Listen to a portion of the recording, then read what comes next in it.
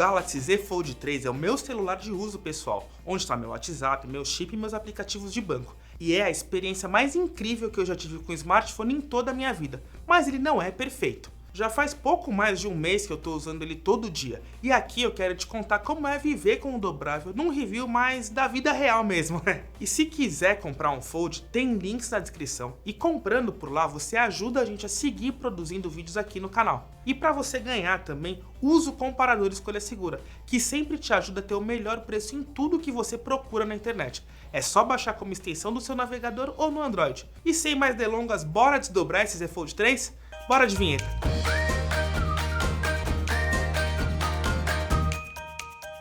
Antes da gente falar mais, eu preciso começar dizendo que o Z Fold 3 não é para qualquer um e por vários motivos. O primeiro é obviamente o bolso, já que ele é o Android mais caro à venda no Brasil, ainda mais na versão que eu tenho, que é de 512 GB, que só perde mesmo pro iPhone 13 Pro Max de 1TB, e isso olhando no site das duas fabricantes. E mesmo com algumas promoções recentes, o mais baixo que ele chegou na página da Samsung foi de R$ 11.599 à vista. Sim, é muito dinheiro, e eu falo disso daqui a pouco. O segundo aspecto é a construção.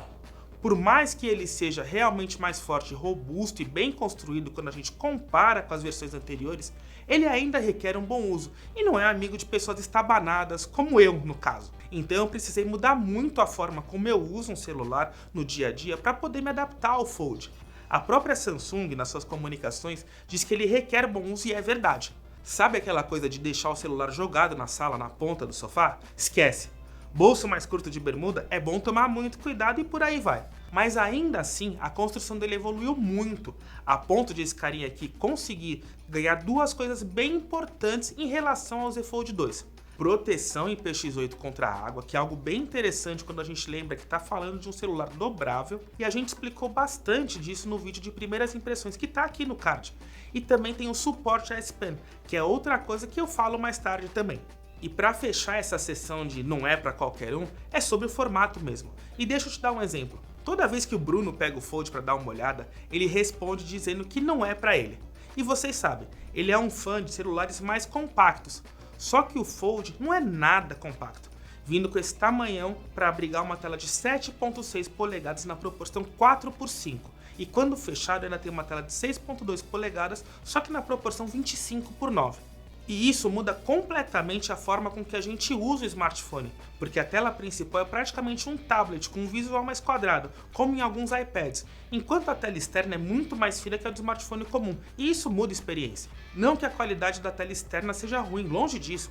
A gente está falando aqui de uma Dynamic AMOLED 2X com proteção Gorilla Glass Victus e taxa de atualização adaptativa de 48 a 120 Hz, mas a proporção de 25:9 talvez seja mais difícil de se acostumar, até porque, não se engane, você vai passar a maior parte do seu tempo nela. E é aí que entra o problema. Você vai digitar nela e o teclado fica muito, mas muito pequeno, e você vai errar bastante na digitação. Eu até vi alguns reviews de criadores de conteúdo de outros países para ver se o problema era só comigo, mas não.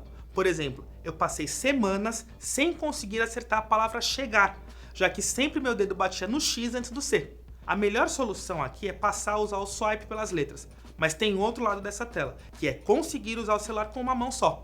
Mas se a tela externa tem esse problema de ser muito fina, tudo muda quando você desdobra o Fold e se depara com essa telona de 7.6 polegadas Dynamic AMOLED 2X dobrável, com HDR10 e 1200 nits de brilho. A gente falou no vídeo de primeiras impressões que dá para esquecer o vinco e eu confirmo aqui com mais tempo de uso. Você só vai ver o vinco se você não estiver de frente para a tela, mas no uso normal você esquece depois de horas. Aqui, a Samsung adota no teclado nativo dela uma solução que chegou em versões mais antigas da One UI, que é aquela divisão no meio para facilitar a digitação, e facilita mesmo, mas para quem tem mãos pequenas pode ser um problema. Eu não vou ficar aqui me estendendo para falar das qualidades da tela da Samsung, que são sempre muito boas, mas aqueles que ficam mais curiosos em saber se muda a qualidade para o modelo de display dobrável podem ficar tranquilos. Eu não sou muito fã de consumir conteúdo em streaming no celular por preferir ver na TV, mas esse foi o único celular em que eu me animei em ver o vídeo na Netflix por mais tempo e fiquei impressionado com o poder do AMOLED por aqui. Ainda na linha dos elogios, eu preciso falar do som estéreo, que se beneficia das saídas maiores de áudio para entregar talvez o melhor som que eu já ouvi em um celular, seja em volume, seja no equilíbrio dos tons ou na experiência em volume máximo. É difícil explicar no vídeo, mas tá aí uma coisa que eu gostei muito durante o uso. Mas se tem uma coisa que eu preciso destacar aqui é a experiência com capinhas. Lembra que eu falei no começo do vídeo que o Fold requer bom uso? Então, para isso, ele precisa estar protegido. E você precisa estar preparado para gastar mesmo. Eu escolhi comprar as capinhas originais dele e foi um senhor investimento. A Samsung oferece 4 modelos, entre silicone, couro, fibra de carbono e a capinha em folha com S Pen. Eu não comprei a de couro, mas eu posso falar da capinha de silicone, mais simples, mas com boa camada de proteção nas duas telas, que sai por nada menos que R$ 399 no site da Samsung, ou em varejistas parceiros, só que esses não dão 10% de desconto à vista como a fabricante faz. Tem ainda a Aramid Cover, de fibra de carbono, que consegue unir a resistência a uma pegada bem leve e que não estufa demais o aparelho. Só que você precisa estar disposto a desembolsar R$ 599 para isso. Mas nenhuma dessas tem uma experiência tão diferente como aquela que vem com a S Pen inclusa, que sai por incríveis R$ 650. E é impossível gostar dela. Apesar de ser o jeito mais fácil de você ter uma caneta Fold Edition, ela tem vários problemas de design. Primeiro, não tem nenhum ímã que prenda a tela externa, e com isso a capinha não fica 100% presa. Segundo, porque ela não oferece nenhum benefício. Não vira um stand e se você precisar usar na tela externa, fica pouco ergonômico virar a proteção para trás e segurar, porque ele fica muito grosso na mão. Para tirar uma foto, só tirando a case mesmo. Resumindo, não dá para usar. Tanto que para poder usar o Fold com uma caneta de uma forma portátil mais decente, eu apelei para uma capinha do AliExpress de R$ 28, que quase resolveu o problema. E deixa eu aproveitar para falar da minha experiência com a S Pen. Para que o Z Fold seja um verdadeiro telefone de produtividade, era necessário o suporte à S Pen, e ele chegou. Claro que foram necessárias muitas adaptações para que isso acontecesse, já que era necessário fazer um painel dobrável, ter uma camada a mais para garantir o toque da caneta em uma tela que precisa de mais sensibilidade, e o resultado foi a S Pen Fold Edition. Porém, ela não conta com alguns avanços que a linha Note já experimentou até ser praticamente extinta. Já dá para dizer isso? Já? Como a conexão Bluetooth, a possibilidade de escrever e o sistema entender nativamente ou ainda aqueles comandos suspensos. Mas mesmo não sendo uma caneta tão avançada, ela adiciona muita coisa ao Z Fold 3 e fica muito mais fácil navegar por uma tela tão grande usando a caneta. Ela é mais macia na tela, não tem nenhum problema se você precisar usar a caneta na parte da divisão entre as telas. E por não usar Bluetooth, não há latência na conexão, e isso ajuda demais no uso do dia a dia. E claro que a Samsung se aproveita de recursos que já existem na One UI. Uma das coisas que eu mais gosto no uso da caneta é poder assinar documentos diretamente no PDF usando o Samsung Notes, por exemplo. Só que eu preciso te lembrar que a S Pen só funciona na tela interna, e a externa, apesar de todos os melhores recursos que a Samsung disponibiliza, não conta com a adição da S Pen. Tudo isso para te dizer que a S Pen é uma coisa muito bem-vinda ao Fold, e eu senti no uso que é algo que muda o jogo, mas o ano de 2021 foi um ano de transição, já que tanto o Z Fold 3 como o S21 Ultra têm suporte à caneta, mas ela não vem dentro do celular, e as capinhas não são soluções definitivas. Bom, falar do desempenho do Z Fold 3 é basicamente chover no molhado, já que ele conta com o processador mais avançado do ano que ele foi lançado, o Snapdragon 888, e a Samsung não economizou em nada, com 12 GB de RAM, GPU Adreno 660 e opções de 256 e esse aqui que é de 512, mas sem chance de expandir a memória. E sim, ele roda tudo que existe na Play Store sem dificuldade, seja aplicativos pesados ou jogos que rodam de forma bem fluida. Eu vou dar um exemplo. Meu antigo S20 Ultra nunca se deu bem com o PES 2011, que é o meu jogo favorito, acho que eu já falei isso aqui alguma vez, né? As quedas de frame eram tão acentuadas que tinha horas que perdia a jogabilidade completamente. E por aqui no Z Fold 3 nenhum lag. E deixa eu te perguntar uma coisa, já tá inscrito aqui no canal? Não? Ah, vamos lá, vai. A maioria das pessoas que passam por aqui não tá inscrita no canal, isso faz uma grande diferença. Aproveita e também ativa o sininho para sempre saber quando tem vídeo novo aqui. E bora continuar a falar do Z Fold. Eu comecei a usar esse celular em dezembro, e já no começo de janeiro ele recebeu a One UI 4.0 e o Android 12, e eu não senti nenhuma grande diferença no desempenho de uma versão para outra. Aliás, a interface da Samsung merece um capítulo à parte, já que aqui ela basicamente precisa lidar com 2 smartphones. A primeira coisa que eu gosto aqui é o fato dela permitir customizar a tela inicial da parte fechada diferente da tela aberta. Então dá para deixar ele fechado numa pegada mais celular, enquanto a tela externa fica com cara de tablet mesmo. Ainda na home screen tem uma coisa que eu curti muito, que é o fato de finalmente o painel Edge fazer um pouco mais de sentido. Esse recurso aqui apareceu lá atrás no S6 Edge, mas passou a fazer parte da interface de forma mais geral, mesmo para celulares que não têm a tela curva.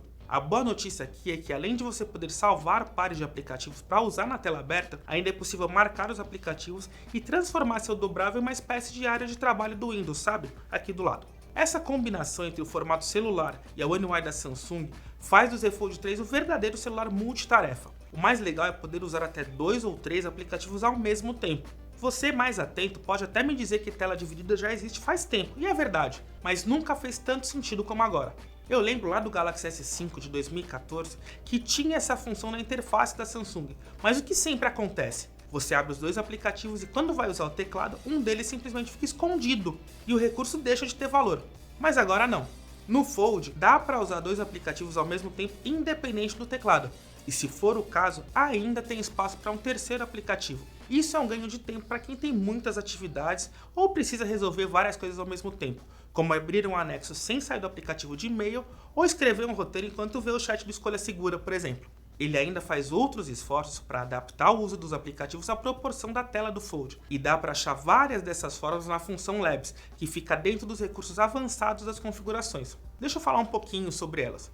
Primeiro, nem todos os aplicativos podem ser usados na função Flex, e o modo aqui força isso em todos eles. Nem sempre é tão útil, já que praticamente abre um painel de controle com brilho, volume, print screen e a central de comando mesmo.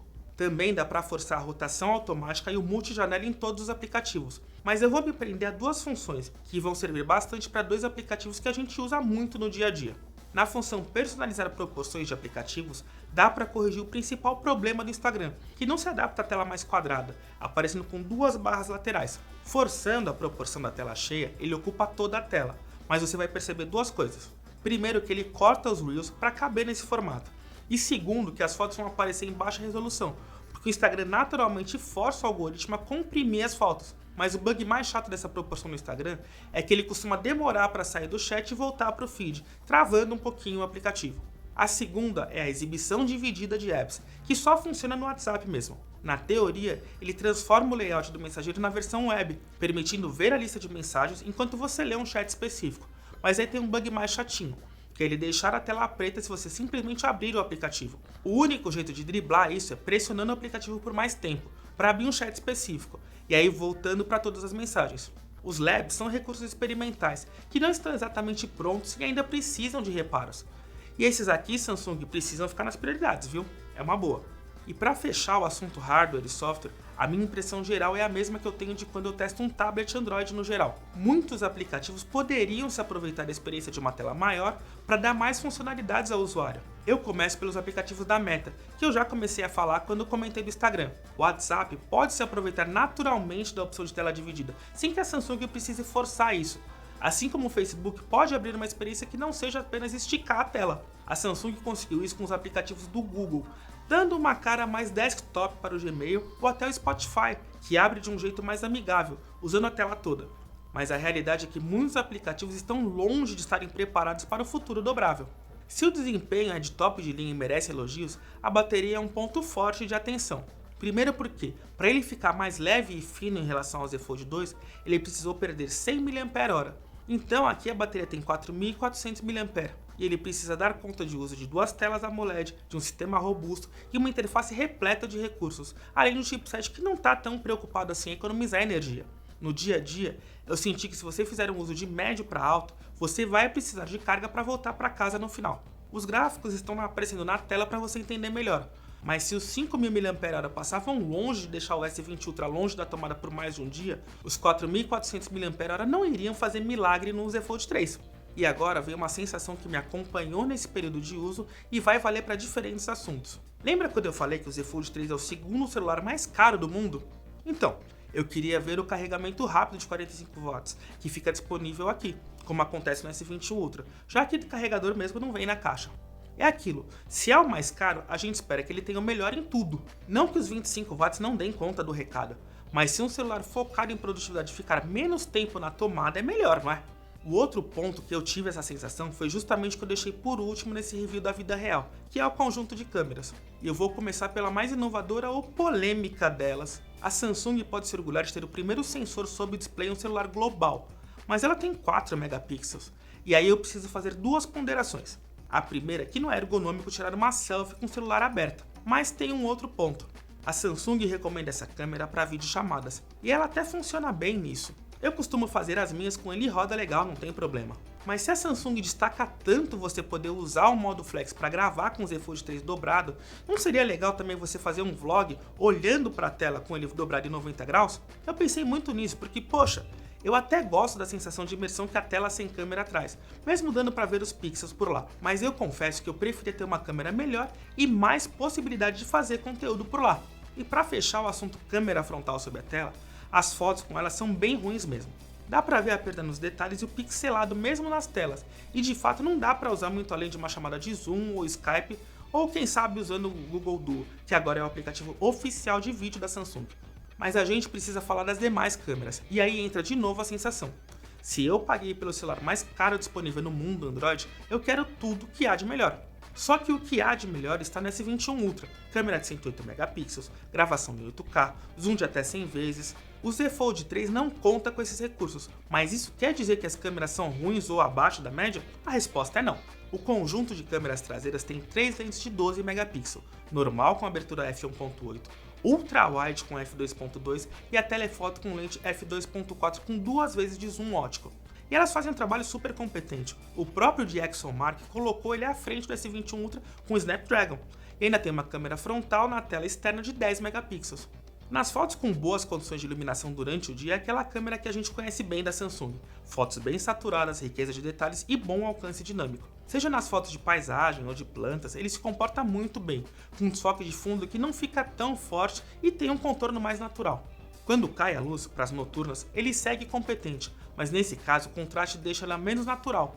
Mas isso quando você compara com o iPhone, como foi o caso aqui. Mas não dá para reclamar. Longe disso, aliás. Eu gosto bastante da Ultra Wide do Z Fold 3, e esse é um ponto que, na minha visão, a Samsung normalmente acerta. Claro que elas são um pouco mais escuras que uma foto com a câmera wide, mas quando você precisa de mais assunto na foto, ele se dá muito bem, especialmente numa foto de paisagem ou algo assim. Não tem olho de peixe nem aberração cromática ou perda de detalhes nas bordas.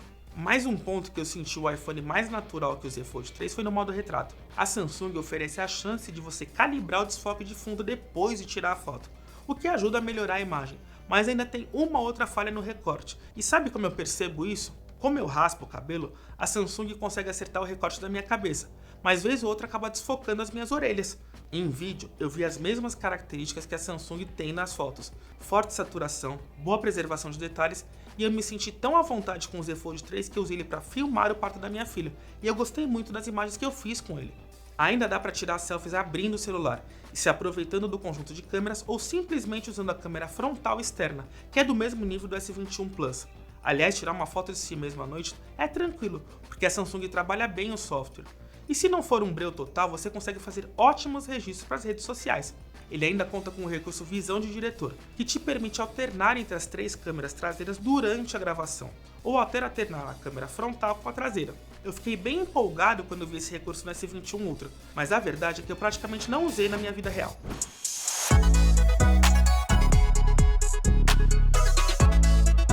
Bom, pra gente fechar esse vídeo, que ficou meio grandão, aliás, eu preciso dizer que o Galaxy Z Fold 3 é o hardware mais avançado que eu já usei na vida, e que não precisa mais ter medo de comprar porque ele não é mais um protótipo ou algo inacabado, mas um celular funcional e na prateleira dos melhores já feitos. Se o uso ainda não é 100% pleno, é mais por conta das desenvolvedoras, que podem adaptar melhor o uso dos seus aplicativos às telas dobráveis como essa. A gente precisa louvar o fato de que ele tenha proteção contra a água e suporte a S Pen, o que ainda faltou no antecessor dele. É bom tomar cuidado durante o uso? Sim, mas o benefício que a tela aberta traz é algo novo, ainda sem concorrentes no mercado nacional. Claro que ele não é perfeito, e um Z Fold 4 poderia ter câmeras melhores, mais baterias e uma S Pen inclusa. Só que isso talvez custe o peso e a ergonomia na sua mão. E claro, eu quero ver mais aplicativos se aproveitando dessa telona de 7.6 polegadas. Só que esse não é um celular para qualquer um. E aí eu preciso voltar na primeira informação desse vídeo, que é o preço. Quem quiser ter o que há de mais avançado em um smartphone precisa desembolsar quase 12 mil reais. O que faz dele aí um equipamento apenas para early adopters endinheirados, mas quem quer ter uma experiência dobrável mais custo-benefício, se é que dá para chamar assim, pode apostar no Z Flip 3, por mais que a proposta seja outra. Mas quem decidir apostar nele dificilmente vai se arrepender. Esse é o resumo da minha experiência com o Z Fold 3. Requer uma boa dose de adaptação, mas é a experiência mais incrível que eu tive com os smartphones sempre. Mas e você, o que acha do Z Fold 3? Gosta do dobrável da Samsung ou ainda prefere aquele formato de barra normal? Conta aqui nos comentários, aproveita para deixar o like se você gostou, compartilha com seus amigos e não esquece do sininho, para sempre saber quando tem vídeo novo por aqui, fechou? Da minha parte eu fico por aqui, espero ver você nos próximos vídeos. Um grande abraço, meus queridos!